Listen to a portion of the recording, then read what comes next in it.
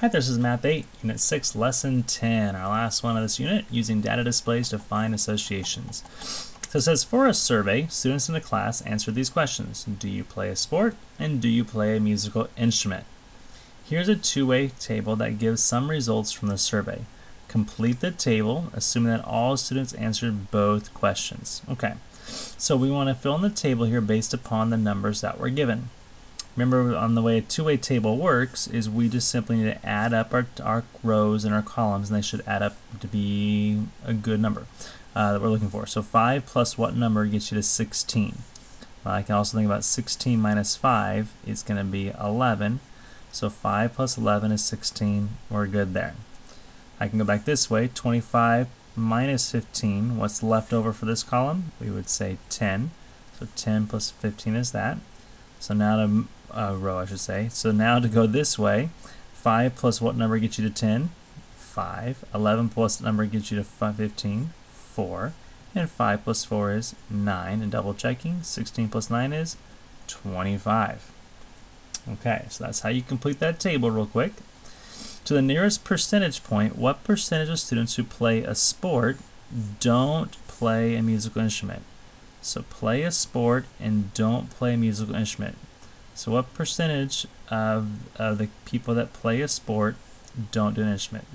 So we're doing how many of the 11 kids out of playing a sport is 16 kids. So 11 don't play an instrument out of all 16 that play a sport. What is that percentage? Well, 11 divided by 16 is 0.6875.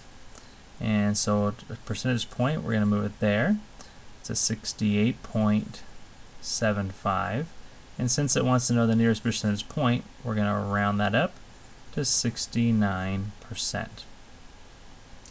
Now to the nearest percentage point, what percentage of students who don't play a sport, this one, don't play an instrument? So don't play a sport, don't play an instrument. So 4 out of 9. Because there's 9 that don't play a sport. So 4 out of 9 is 0.444. Move it over 2 spaces to make a percent. That becomes 44.4. We want to make sure we're to the nearest percentage point. So it's less than 5, so we'll just chop it off and say it's 44%. 44%. Okay.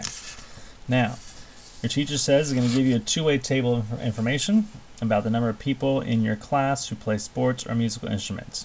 So I'm going to use the same numbers from before. It says complete this table to make a two-way table for the data from earlier. The table will show relative frequencies by row. So now we're going to take the numbers from before, 5, 11, 5, 4, 5, 11, 5, 4. I don't know why I did those numbers, not sure. 5, 11, 5, 4. And we're going to turn them into percentages. So we have 5 here, we had 11, and we have 5, and we have 4. So now let's take these numbers and turn this into a relative frequency by row. Okay, so in our case here, this was 5 out of, in our case, a total of 16 and a total of 9. So we said here that 5 divided by 16 was how much? So 5 out of 16 was going to be 31%. 31% that play sports, play an instrument. Okay, so that's what that one was there, which then left us then with the 69% here. We figured out this one before. We said this was actually equal to 44%, which leaves us with a 56% on this side. So now, to make a segmented bar graph for the table, we want to use one bar of the graph for each row of the table. So playing sports, we have 31% play an instrument, so we can go up here to 31% like so. And we had 69% do not play an instrument. So make a little chart here. This would be instrument. This is no instrument. And for other one, for does not play sports, we had 56% play an instrument. So there. And this many, 44%, do not. Okay. So based upon these numbers here, we had 31%, 56%, and here we had 56%, oops, and 44%. This is actually 69%, sorry, looking at the row. Okay, so that's our segmented bar graph right there. And so what we can see here is that it sure does look like that more kids that play sports do not play an instrument, and the kids that don't play sports, more of them tend to play an instrument. So we can see an association there between whether you play a sport and whether you play an instrument. Okay. Now it says to complete the table, to make a two-way table for data from earlier, the table will show relative frequency by column. So in this case here, we can look at, we did 5 and 5 for our numbers, and we did 11 and 4. So to do it by column then, this adds up to 10, this adds up to 15. So this becomes 5 out of 10, which is 50%, and that's a 50% there. This column here becomes 11 divided by 15, which is 73%. 100 minus 73 is going to be 27%. So those that play an instrument, we would say, let's do equals sports. And we'll do shaded in as no sport. So what percent play an instrument? 50%.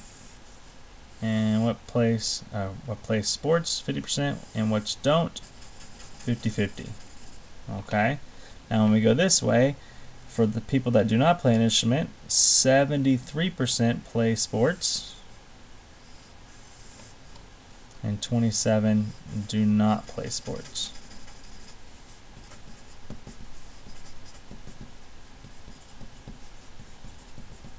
Okay, so based on the two-way tables and segmented bar graphs, do you think there is an association between playing a sport and playing a musical instrument? And we would probably say yes, there is an association. Generally, it looks like if you do not play an instrument, then you play a sport. Okay, so no instrument equals play a sport. Okay, and that would be one example there. And we see that in both of the frequency tables that we made and both of the segmented bar graphs as well. Okay, so that's something that we notice there. Let's take a look at another problem. This next one's a little different. Okay. It says an eraser factory has 5 machines. One machine makes the eraser shapes. Then each shape goes through the red machine, blue machine, yellow machine, or green machine to have a colored side. So there's 5 machines, and they're making the shapes with one and then doing the colors, red, blue, yellow, green with the other.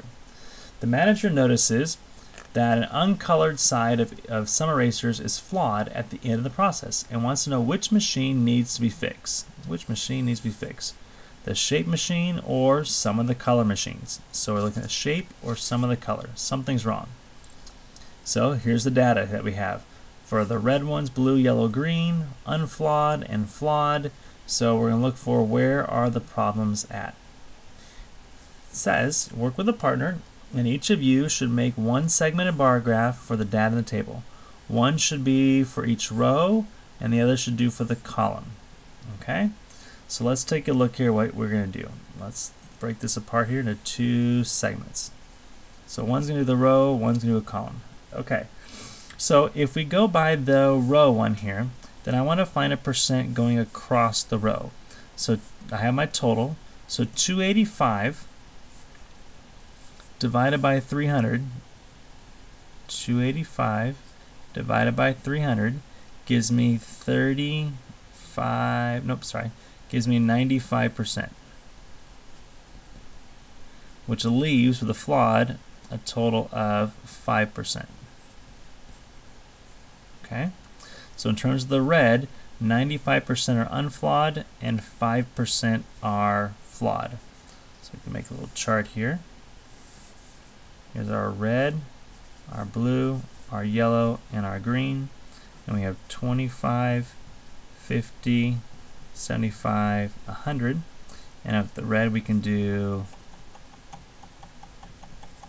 and we can do color in as flawed. So the red one, 95% are just fine, and 5% are flawed. How about the blue? Out of 240, we would do 223 divided by 240 to get the number of blue that are unflawed, and that becomes 93%, leaving us with 77% over there. So 93% is going to be up here. It's a little less than the red.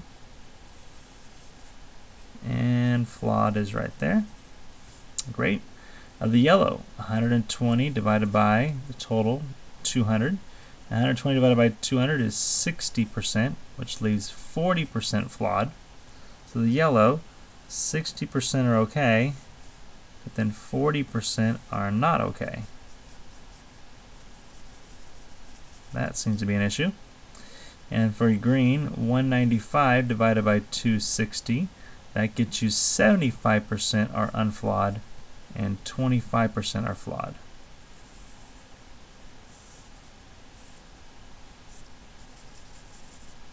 So far, do we see a problem happening?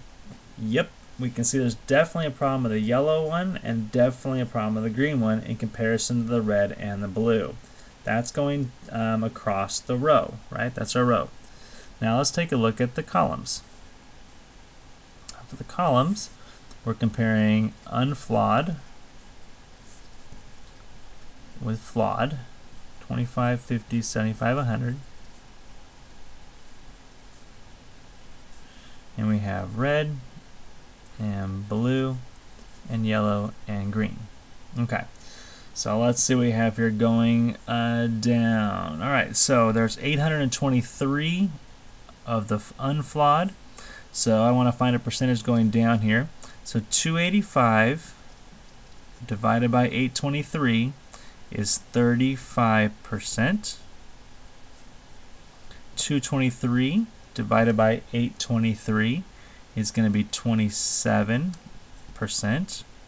120 divided by 823 is 16%. And 195 divided by 823 is 27%. Oh, that can't be 27. We already had 27. Oh, goodness. My notes are just not always nice.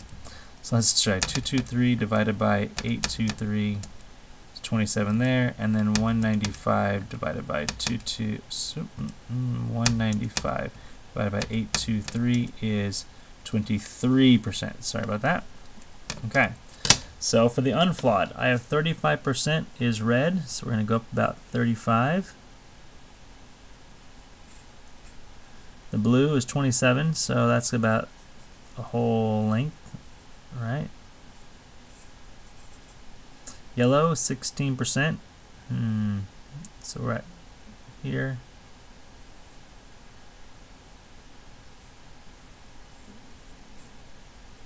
And then 23 for this one. Okay, now for the flawed, we'll do 15 divided by 177, which gets you about 8%. 17 divided by 177 gives me 4%. 80 divided by 177 is 45%. And 65 divided by 177 is 37%. So for the flawed, the red is at 8%. Blue is at 4%. The yellow is at 45%. And the green is at 37%. Okay, so what do we see? We can see that the flaws are happening with what? Yep, the yellow and green. So is it certain colors? Yes, yellow and green have the flaws. And we can see it in both of these frequency tables. They both show the flaw that's happening there. Okay, this one's a little longer, I know, a little more to process there, but that is the way that that one works there. Okay, so that's really it for today. Let's take a moment to pause there, let you work on your homework, and we'll come check on that in just a moment.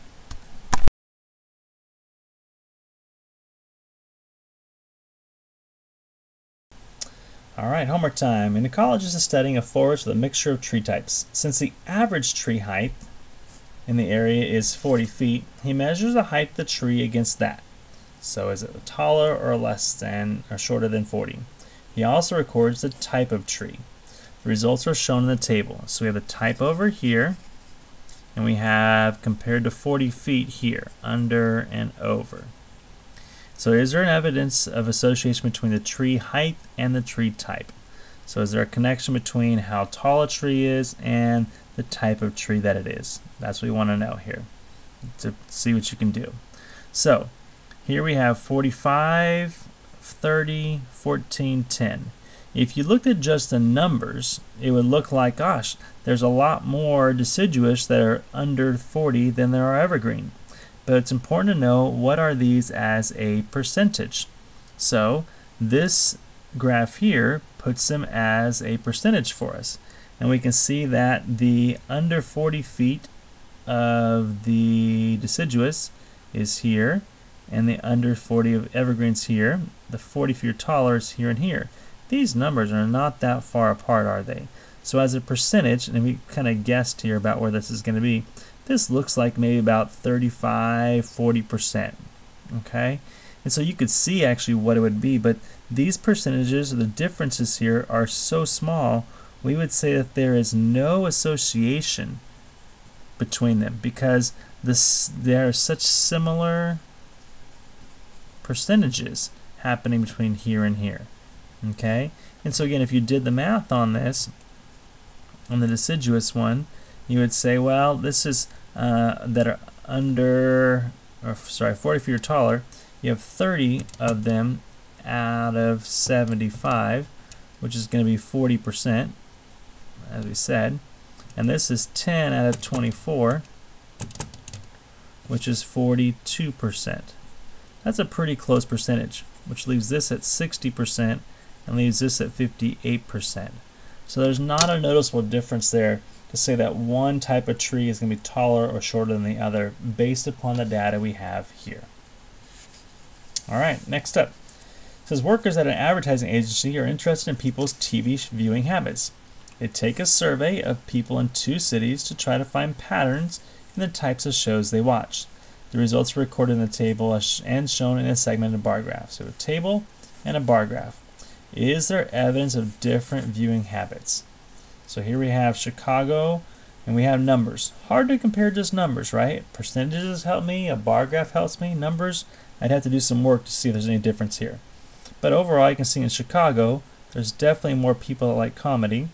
And in Topeka, there's definitely more that like the news than anything else. That's what I can see so far. Okay, this is a low one for Chicago, not a lot of drama people there. And then Topeka is pretty common throughout. Let's take a look at the bar graph though.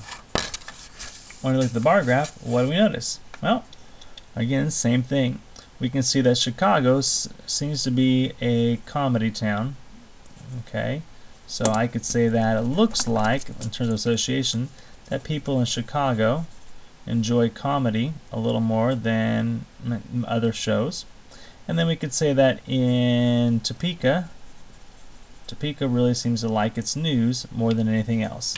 So those could be some associations you could make based upon the data in the table and the data in the segmented bar graph there. You could also make a comment that in terms of the reality TV, that's the same for both places there. Alright, no problem. Okay, the last one, number 3. So the scientist is interested in whether certain species of butterflies like certain types of local flowers. They capture butterflies in 2 zones with different flower types, 2 zones, different flower types, and record the number they caught. Here's what we have. So we caught in zone 1, 16 of this type, and 12 and 24 of that. In zone 2, 34 and 46. So we want to kind of compare the zones to decide is there a difference here in the type that are being caught or the number that are being caught. Okay, so in total, I have 40 here, and over here I have a total of 80 here. So 16 out of 40 is how much? 16 out of 40 becomes 40%, which leaves me 60% here. right? So if I was to draw as a frequency table, here's zone 1, not as frequency table, sorry, as a segmented bar graph. And here is, I can go 20, 40, 60, 80, 100. 20, 40, 60, 80, 100. This one goes up to 40 for the eastern tail, eastern tiger swallowtail, and the monarch we can make the dark one. In zone 2, I do 34 divided by 80, and 34 divided by 80 is 43%, leaving me a whole 57% there. Okay. Is there a major difference between those two zones looking at the segmented bar graph? We would say, nope, they look about the same. Yes, the numbers are different, but in terms of the percentages are very, very close. This is a 40 compared to a 43, which leaves you with a 60 compared to 57. Those are very close, so there's not a strong association there. Alright, that's it for today, and that's it for this unit. Good luck on your upcoming assessments, and we'll see you next time.